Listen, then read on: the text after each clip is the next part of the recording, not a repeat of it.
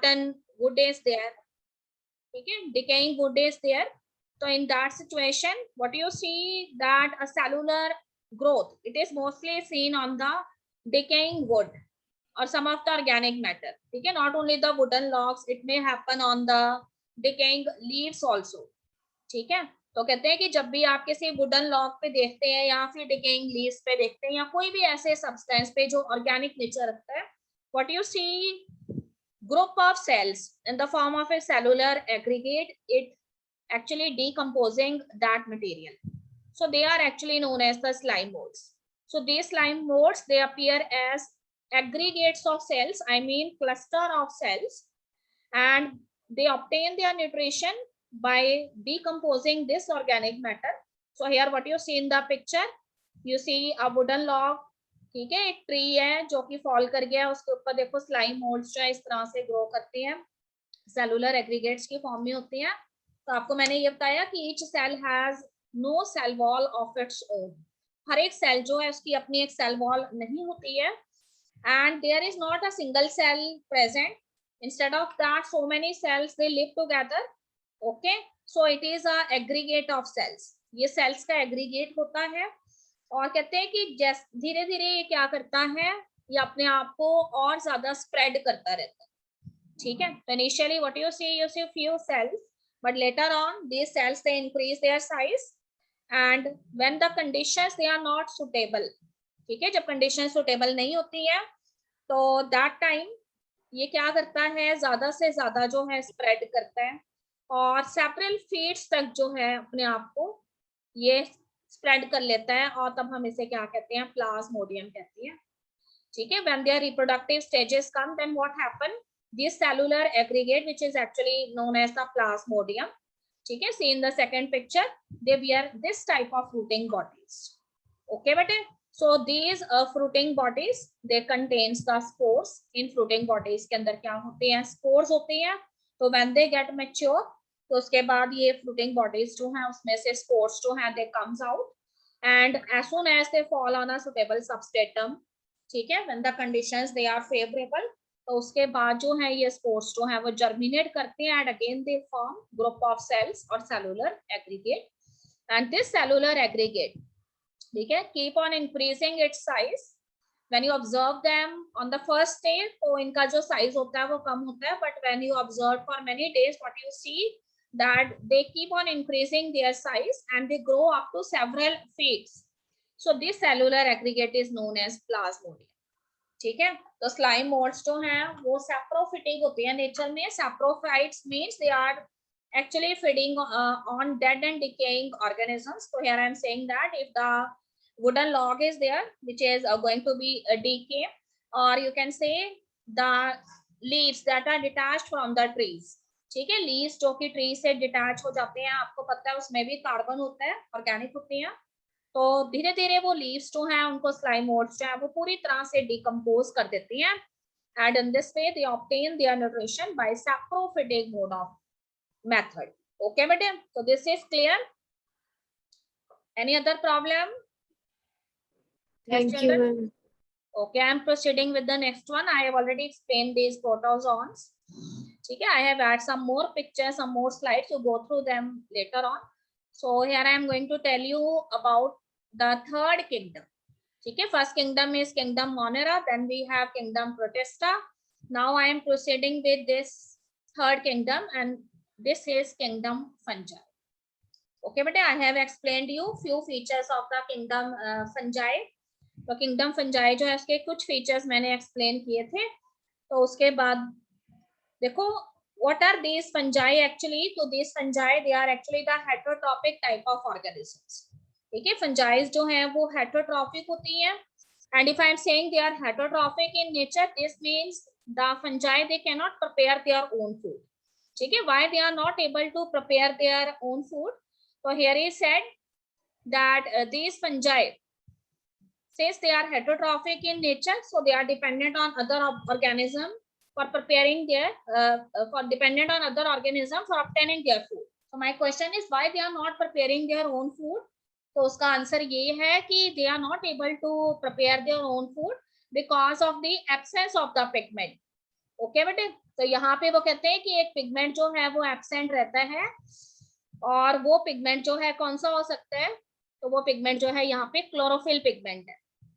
Okay students, सो chlorophyll pigment जो है वो फंजाई के अंदर प्रेजेंट नहीं होता, so because of the absence of this pigment they are heterotroph, they are not able to prepare their food. Another very important thing is अपनी NCERT book अपने सामने रखेंगे and underline the important lines. They are also showing diversity regarding their morphology as well as their habitat. ठीक है, they have different type of morphological forms. So what about their habitat? So generally what you see that these fungi they prefer to grow in humid and warm type of habitat. ठीक है, whenever the conditions they are the warm type of conditions, तब वो कहता है कि ये जो होते हैं मोस्टली वार्म कंडीशंस जो है उनके अंदर ग्रो करते हैं। ओके बेटे, तो इसके अलावा देखिए अगर हम बात करते हैं तो they are mostly growing on the you can say rotting vegetables and fruits. ठीक है, जो भी रॉटिंग वेजिटेबल्स हैं फ्रूट्स हैं उनके ऊपर जो है ये ग्रो करते हैं। तो you have also seen some of the mushrooms that are going on, ठीक है, such type of moist conditions, and toadstools you have also seen. Okay bete, so fungi, if we are talking about their cell structure, so most of the fungi they are generally unicellular, but beside unicellular we have advanced multicellular type of organism also. ठीक है, हमारे पास advanced multicellular organisms भी हैं। इसके अलावा कहते हैं कि fungi they also show the parasitic mode of nutrition. Parasitic mode of nutrition means they are dependent on some host organism for obtaining their nutrition because they are heterotroph themselves. So if I am saying they are parasites, so this means they are dependent on some host organisms, and you also know that parasitic mode of nutrition, here the organism it is also pathogenic in nature. Pathogenic means disease causing. ठीक है बेटे, तो fungi जो है it cause different type of diseases in plants. तो one disease you are familiar with, ठीक है, you have seen mustard plants in winter. Winter के अंदर आपने मस्टर्ड प्लांट्स देखे हुए हैं, and what you see when you touch the leaves of this mustard plants, तो आपको उसके ऊपर एक वाइट पाउडर जो है पाउडरी जो है अपीयरेंस उसके ऊपर फील होता है। So this white powdery masses are actually the spores of a fungi, and the name of the fungi here is albugo. Okay बेटे, फिर से सुनेंगे, जब आप मस्टर्ड के लीव्स को टच करते हैं तो आपको ऐसे लगता है कि जैसे आपके हैंड्स पे टैल्कम पाउडर जैसा कुछ पाउडर जो है वो लग गया है, तो that is actually the spores of A fungi, and the name of the fungi is albugo. और जो डिजीज मस्टर्ड प्लांट में ये अल्बुगो कॉज करती है, that disease is known as white rust of crucifers. Okay, the name is mentioned in your textbook, so go through it. Beside this, there is one another fungi, and the name of the fungi is Puccinia. Okay, but this Puccinia it is responsible for greater reduction in the wheat plant. ये wheat plant जो है उसके yield जो है उसके ऊपर काफी ज्यादा इफेक्ट कॉज करती है, and this Puccinia is causing two diseases in the wheat plant. One is the black rust of wheat and another is the brown rust of wheat. Okay बेटे, so black rust of wheat is a kind of a disease. You have seen the wheat plants, आपने wheat plants देखे हुए हैं। तो wheat plants जो है उसमें जो स्पाइक्स होते हैं उनके बीच में ग्रेन्स लगते हैं। ओके बेटे, when this fungi which is known as Puccinia it causes a disease in wheat plant, तो जहां पे इसके ग्रेन्स लगने होते हैं ना उस जगह पे क्या होता है, ब्लैक कलर की स्पोर्स फेल हो जाते हैं, so there is no grain formation. Okay, तो this disease is known as black rust of wheat. और जब आप वीट के लीव्स देखेंगे then also you see that black spots are there on the leaves too. Okay, and in case of brown rust of wheat what happened, जिस तरह से black rust of wheat में instead of grains what happened, the spores they are filled in the place of grains, and similarly in case of brown rust of wheat जहां पे grains बनने होते हैं spice के बीच में वहां पे क्या फिल हो जाते हैं, brown spores फिल हो जाते हैं। ओके बेटे, तो एक चीज याद रखिए, पक्सीनिया ग्रामिनेस जो है वो ब्लैक रस्ट ऑफ wheat जो डिजीज है उसको कॉज करती है, पर जो ब्राउन रस्ट ऑफ वीट है वो disease and other fungus cause करती है, and the name of the fungus here is Ustilago. ठीक है, यूस्टिलागो इज द फंगस। तो अभी तक मैंने आपको 3 फंगस के नेम बताए हैं। एल्बुगो जो है वो मस्टर्ड में डिजीज कॉज करती है, white rust of crucifer. Puccinia graminis किसके अंदर डिजीज कॉज करती है, Puccinia graminis is causing disease in wheat plant and the name of the disease is black rust of wheat. And third is brown rust of wheat, and this disease is caused by the fungi and the name of the fungi is Ustilago. Okay, spelling is Ustilago, Ustilago. Okay बेटे, उसके बाद थोड़ा सा आगे बढ़ते हैं। तो sometimes these fungi they are also the source of antibiotics. तो बहुत सारी एंटीबायोटिक्स जो हैं हमने इससे तैयार की हैं, and one of the famous fungi from which we isolate the antibiotics for the first time, it is Penicillium notatum. Okay बेटे, पेनिसिलियम नोटेटम से हमने कौन सी एंटीबायोटिक आइसोलेट की है, सभी स्टूडेंट्स को पता है। What is the name of antibiotic, can anyone of you tell me? Penicillin. Okay बेटे, वेरी गुड। पेनिसिलियम नोटेटम से हमने एंटीबायोटिक तैयार की है, penicillin. And you also remember the name of the scientist, the name of the scientist is, हाँ जी, scientist का name क्या था जिनको नोबेल प्राइज भी मिला था? The name of the scientist is Alexander Fleming. Okay बेटे, तो at that time the second world war was there. तो सेकेंड वर्ल्ड वॉर जो थे उसमें काफी सारे अमेरिकन सोल्जर्स जो है वो इंजर्ड हो गए थे, और उस टाइम पे the scientist whose name was Alexander Fleming, he has discovered this antibiotic penicillin from Penicillium notatum, and it is very much beneficial for treatment of these injured American soldiers. So because of this he was awarded with Nobel Prize. Okay students, तो थोड़ा सा आगे बढ़ते हैं regarding their habitat. So what he said कि fungi they are cosmopolitan in nature. Cosmopolitan means they are found in every type of habitat. ठीक है, air में भी प्रेजेंट है, वाटर में भी प्रेजेंट है, सॉइल में भी प्रेजेंट है, और इसके अलावा प्लांट्स एंड एनिमल्स पे भी फंजाई ग्रो करती है। ओके बेटे, तो अब वो कहता है कि सभी जगह पे जो है फंजाई प्रेजेंट है, और प्रेफर ग्रोथ जो है इसकी किसके अंदर होती है, जो वार्म और ह्यूमिड कंडीशंस होती है। When the conditions are warm and humid, तो इसमें ज्यादा से ज्यादा फंजाई जो है वो रिप्रोड्यूस कर पाती है, ग्रोथ कर पाती है। ओके बेटे, अब मैंने बोला एनिमल्स एंड प्लांट्स पे भी ग्रो करती है, तो यू नो दैट कि प्लांट्स में mostly the fungi they are sometimes living as symbiotic association with the plants. Okay, तो symbiotic association means when the two organisms they live together and both of them are benefited from each other. So sometimes what you see that the fungi they keep on growing on the roots of the higher plants, and such type of symbiotic association is known as mycorrhizal association.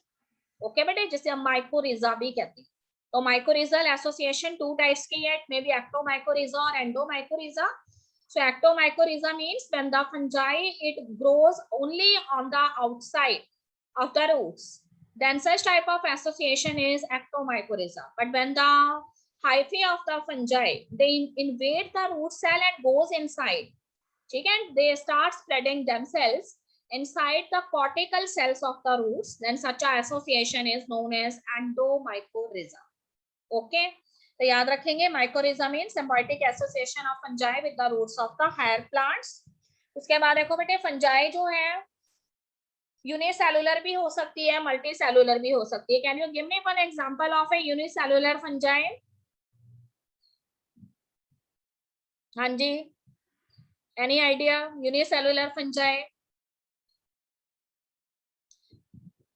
देखो, from so many years you are studying the example of yeast. So yeast is a unicellular fungi. ठीक है बेटे, अभी तक हम उसको yeast के name से जानते थे, but now you remember its technical name, and its technical name is Saccharomyces cerevisiae. I'm again repeating, the technical name of yeast is Saccharomyces cerevisiae. Okay बेटे, so yeast is a unicellular fungus. Penicillium is also a unicellular fungus, but इसके अलावा multicellular forms are also there. ठीक है, so many members of class Ascomycetes, Basidiomycetes, Deuteromycetes, they all comes under the multicellular fungi. अब वो कहते हैं if we are talking about the body structure of the fungi, then the body of the fungi consists of thread-like structures. Okay, so so many thread-like structures, they are intertwined with each other. So one single thread is known as hyphae and group of threads is known as mycelium.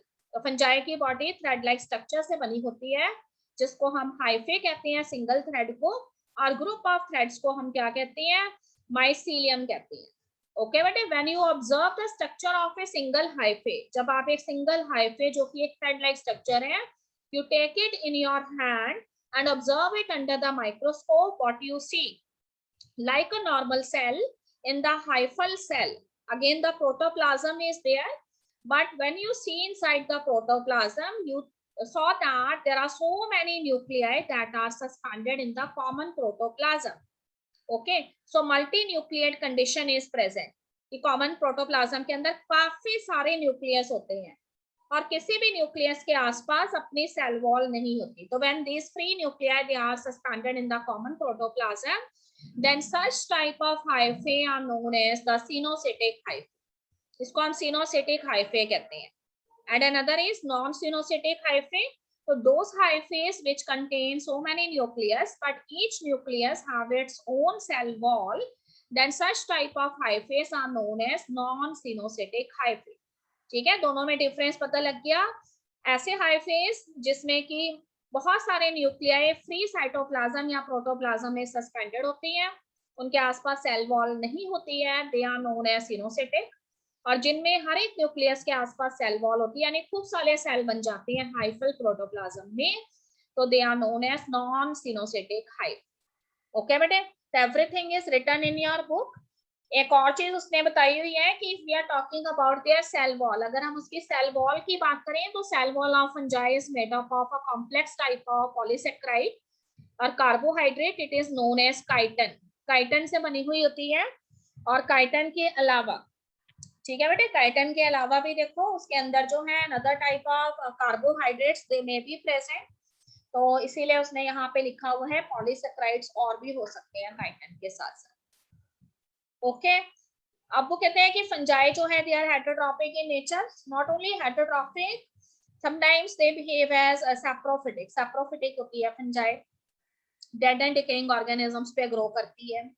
ठीक है बेटे, parasitic होती है. इसके अलावा symbiotic association भी रखती है. अभी मैंने आपको बताया कि sometimes the fungi grow on the roots of the plant, then it is known as mycorrhizal association. उसके बाद थोड़ा सा आगे बढ़ते हैं रिप्रोडक्शन के बारे में. So here I am only discussing the general features first. So regarding the reproduction, so fungi reproduces by all the three methods of reproduction.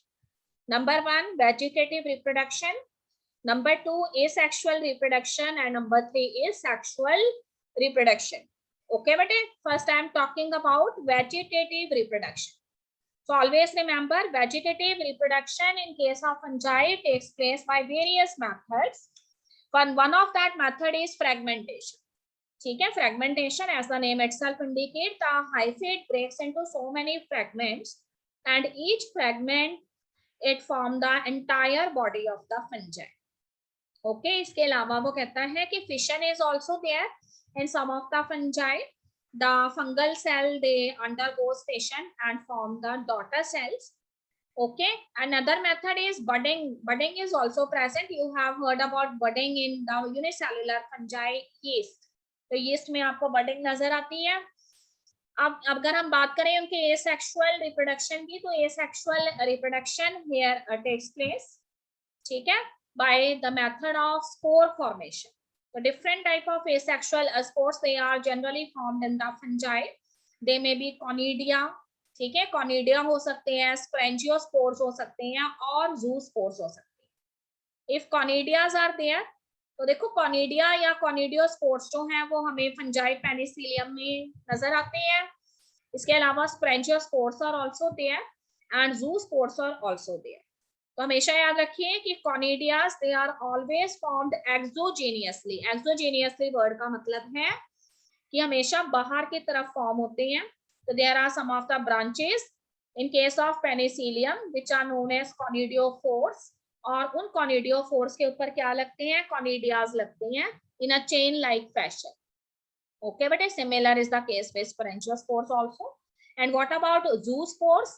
तो याद रखिए कि zoospores जो हैं they always have flagella for locomotion. So they are the flagellated type of spores. This means they are motile in nature. Whereas conidia and sporangiospores, they are not motile. Okay.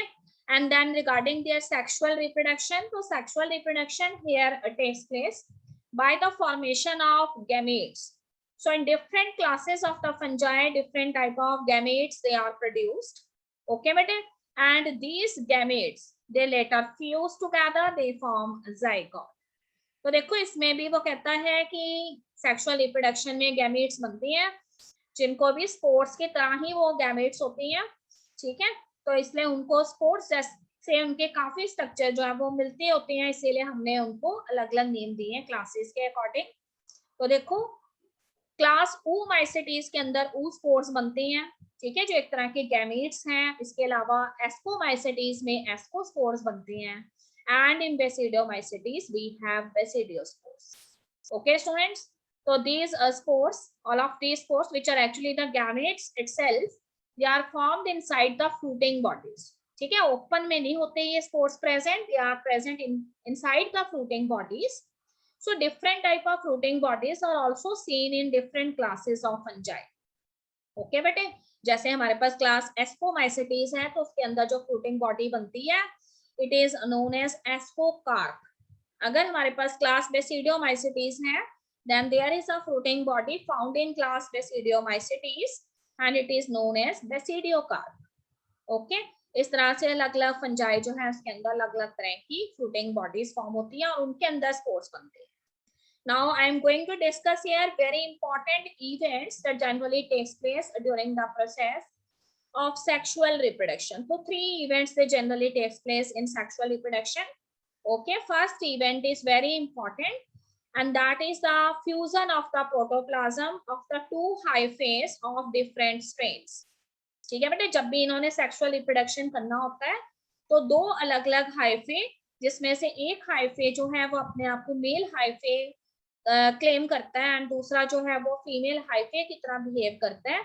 तो both of these hyphae they come near to each other, they join together. ठीक है, और इनकी जो tips होती है ना वहां से ये क्या करती हैं, ब्रेक हो जाती हैं, तो दोनों का प्रोटोप्लाज्म जो है वो मिक्स हो जाता है. ओके, तो fusion of the protoplasm here is known as plasmogamy. तो हमेशा याद रखिए कि सेक्सुअल रिप्रोडक्शन में फर्स्ट इवेंट प्लाज्मोगैमी होता है, that is fusion of the protoplasm. ठीक, एंड उसके बाद वो कहते हैं कि फ्यूजन हो जाता है प्रोटोप्लाज्म का और उसके बाद इसको हमने प्लाज्मोगैमी नेम दिया. तो अब देखो जो हाइफेज थे उसके अंदर न्यूक्लियस भी तो प्रेजेंट थे. तो when the fusion of the protoplasm it takes place, then after that what happen, the fusion of the nuclei it takes place. ठीक बेटे, तो फिर न्यूक्लियाई का फ्यूजन होता है. तो न्यूक्लियाई जब फ्यूज हो जाते हैं तो one nucleus is male nucleus and other is female nucleus and the process is known as karyogamy. Karyon word का इटसेल्फ मीनिंग न्यूक्लियस होता है. ठीक, उसके बाद थोड़ा सा आगे बढ़ेंगे. देखो न्यूक्लियस अगर फ्यूज हो गया तो you know that whenever the nucleus of 2 gametes they fuse together, what happen, a zygote is formed and zygote is a diploid structure. ठीक, तो ये जो zygote होता है ना उसके अंदर फिर meiosis होती है. ठीक है, तो जब meiosis होगी, meiosis होने के बाद क्या बनेंगे, स्पोर्स बनेंगे, because you know that meiosis is a reductional division. तो जो डिप्लॉइड जाइगोट होता है उसके क्रोमोसोम्स जो हैं जो उनसे स्पोर्स बनते हैं मेयोसिस के बाद उसमें हाफ रह जाती है. इसका मतलब जो स्पोर्स फॉर्म होते हैं they are the haploid spores and when the spores they fall on a suitable substratum where the moisture rich conditions are there, humid conditions are there. ठीक है, वार्म क्लाइमेटिक कंडीशंस. तो these spores they germinate and they form the body of the fungi and सभी students को पता है कि body of the fungi consist of hyphae. ठीक है, तो सारी चीजें फिर से रिपीट होने लग जाएंगी. हाइफेस फॉर्म होंगे तो याद रखिए कि हाइफे और माइसीलियम का जब तक फॉर्मेशन होता है वो फंजाई का वेजिटेटिव फेज होता है, पर जब वो हाइफेस जो है वो स्पोर्स को बियर कर लेते हैं, ठीक है, या फिर वो सेक्सुअल रिप्रोडक्शन जो है उसके अंदर गैमेट्स को फॉर्म कर लेती हैं, तो इसका मतलब उनका कौन सा फेज चल रहा होता है, उस समय रिप्रोडक्टिव फेज चल रहा होता है. ओके बेटे, one very small paragraph is given here. तो यहाँ पे एक बहुत ही छोटा सा पैराग्राफ दिया है, बहुत इंपॉर्टेंट है. तो वैसे तो वो कहते हैं कि all of these three events they are generally the dominant type of events in all the classes of fungi. But if we are talking about two special classes, ठीक है, and that is class Ascomycetes and class Basidiomycetes. So class Ascomycetes and Basidiomycetes, they are showing a very important type of phase in their life cycle which is not found in other classes of fungi, and that is known as dikaryophase. Okay, बेटे dikaryophase का क्या मतलब है? तो कहते हैं कि during the process of sexual reproduction, what you see that after plasmogamy, the karyogamy must have to occur. This means the fusion of the male and female nuclei has to be done by the fungi so that the zygote is formed. But in case of classes Ascomycetes and Basidiomycetes, जो दो nuclei होते हैं ना, male and female nuclei, वो कुछ time के लिए fuse नहीं करती हैं और वो कॉमन साइटोप्लाज्म के अंदर कुछ टाइम के लिए एज इट इज रहती हैं, अपनी इंडिविजुअल आइडेंटिटी मेंटेन करके रखती हैं. यानी मेल एंड फीमेल न्यूक्लियस पास पास पड़े रहते हैं पर वो फ्यूज नहीं करते कुछ टाइम के लिए. तो in that situation what you see, we find that in a common protoplasm two nuclei are present. So this phase is known as dikaryophase, and both the nuclei they are known as dikaryon. Okay बेटे, तो उसके बाद after some time these nuclei they fuse together. ये nuclei fuse हो जाते हैं and they form the zygote. और हमेशा की तरह zygote कैसा होता है? Zygote is diploid, and you know that कि zygote जो है उसमें कौन सी division होगी? Meiosis will take place. And after meiosis what are formed? Haploid spores are formed.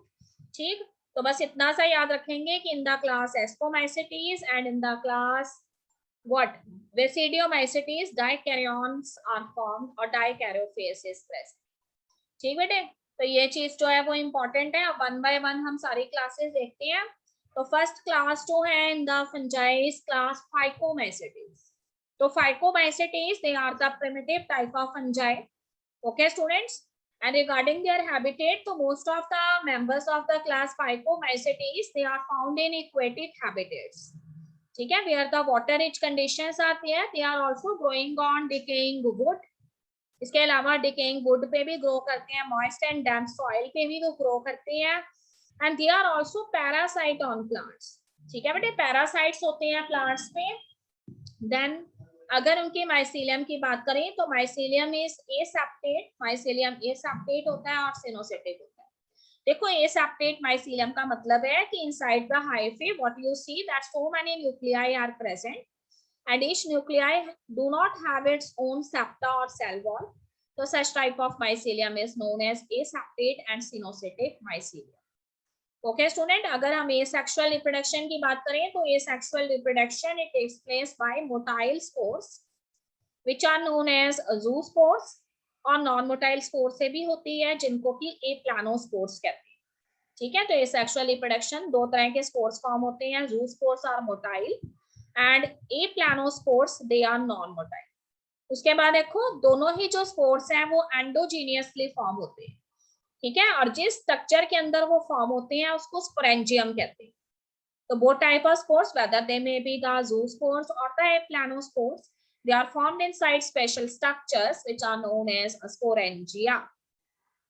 Regarding their sexual reproduction, so here you see that sexual reproduction जो है उसमें gametes form होती हैं, and all the three type of sexual reproduction can happen in the members of class Phycomycetes. ठीक है, it may be oogammy, और उसके अलावा जो है उसके अंदर जो है आइसोगैमी भी हो सकती है और एनिसोगैमी भी हो सकती है. ठीक है बेटे, अब ये जो न्यू टर्म्स मैं यूज कर रही हूँ, oogammy एक ऐसी टाइप की सेक्सुअल रिप्रोडक्शन होती है जिसके अंदर बोथ द गैमेट्स, दोनों ही तरह के जो गैमेट्स होते हैं, ठीक है, चाहे मेल गैमेट है चाहे वो फीमेल गैमेट्स हैं, दोनों का साइज कैसा होता है? आइसोगैमी के केस में एक जैसा होता है, बराबर होता है, इक्वल होते हैं साइज में. अगर मैं एनिसोगैमी की बात कर रही हूँ तो in case of anisogamy male gamete is smaller in size and female gamete it is bigger in size. And if I am talking about oogamy, then you must remember the male gamete is always smaller in size, and here the female gamete it is in the form of a egg or a ova. That's why it is known as oogamete. Okay, तो इसके काफी सारे example हैं. We have mucor. Mucor is a unicellular fungus, और आपने Mucor देखी हुई है समटाइम्स व्हेन द ऑरेंजेस, ठीक है, जब ऑरेंज जो है वो स्पॉइल हो जाते हैं, उनका स्पॉइलेज हो जाता है, तो you see that red green colour fungus या white green colour fungal growth, it is seen on this rotten oranges, it is known as mucor. ठीक है, राइजोपस भी आपने देखी हुई है. Sometimes when your bread it get staled, तो उस टाइम पे उस पे जो है ब्राउनिश कलर के स्पोर्स आ जाती हैं, और वो किसके होते हैं? राइजोपस के होते हैं. That's why it is known as bread mould. And there is one another fungus, it is Albugo. So आपको मैंने अभी बताया कि when you see the mustard plant and rub their leaves, what you see that you have a feeling of talcum powder, white talcum powder, and this white powdery growth is actually the spores of the fungi albugo. Okay बेटे, तो एक बार फिर से phycomycetes को revise कर रही हैं. तो class phycomycetes, they contain the primitive type of fungi. These members are generally found in the aquatic habitats. They can also grow in moist conditions.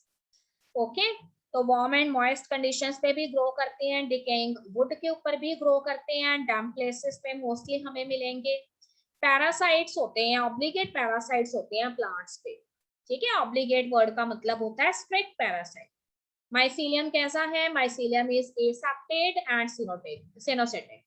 Means so many nuclei are present inside the hyphae, but these nuclei do not have their own septa, or you can say cell wall.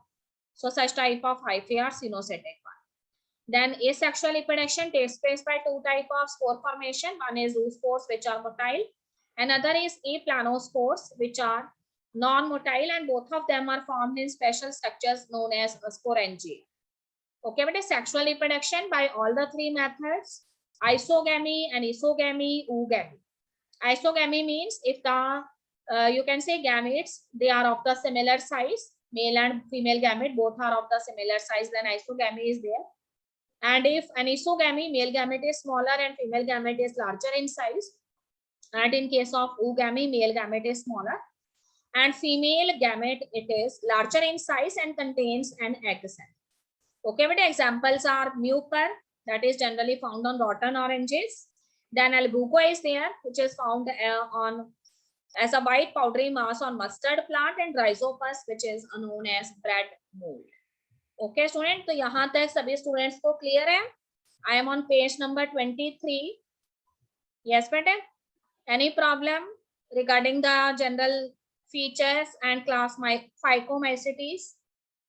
Yes, speak up. Everything is clear students? Yes, ma'am. Okay बेटे, same देखिए, this is entirely new thing. तो I have just taught you 1.5 page only.